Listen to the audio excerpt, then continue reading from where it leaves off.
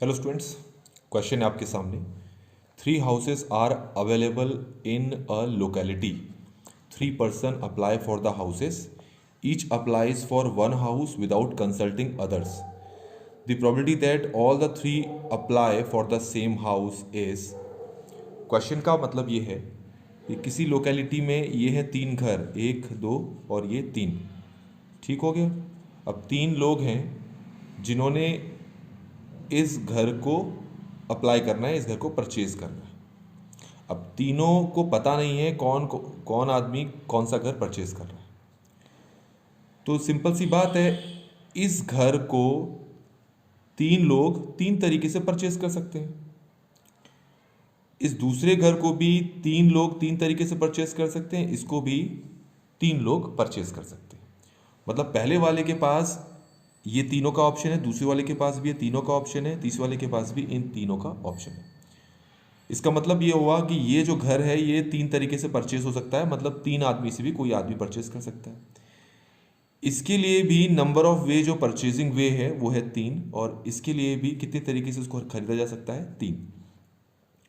अगर इसी क्वेश्चन में ये होता कि हमारे पास ये 3 घर हैं और 5 लोग खरीदने वाले हैं, तब इस घर को खरीदने के टोटल 5 वेज होते। इस घर को भी खरीदने के 5 तरीके होते, इस घर को खरीदने के भी 5 तरीके होते। ये समझ में आ गया होगा आपको। तो प्रॉबिलिटी निकालनी है तो नीचे आपको पता होता है टोटल नंबर ऑफ आउटकम्स होते हैं, टोटल आउटकम्स, और ऊपर क्या होता है, फेवरेबल आउटकम्स होते हैं। तो इन 3 घरों को खरीदने के टोटल वेज हो जाएंगे जो हम नीचे लिखेंगे। कितना आ गया हमारे पास, ये 27 आ गया। ये समझ में आ गया होगा आपको। अब फेवरेबल आउटकम्स क्या है? क्वेश्चन में प्रॉबिलिटी जिसकी फाइंड करनी होती है वही फेवरेबल होता है। तो आपको प्रॉबिलिटी बतानी है कि तीनों के तीनों ने सेम घर के लिए अप्लाई किया है। तो ये कितने तरीके से कर सकते हैं?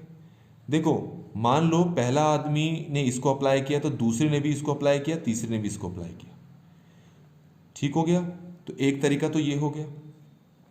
अगर इसको देखें, पहले आदमी ने इसके लिए अप्लाई किया, दूसरे ने भी इसके लिए अप्लाई किया, तीसरे ने भी इसके लिए अप्लाई किया, तो एक तरीका ये हो गया कि तीनों के तीनों किसी घर को अप्लाई कर लें।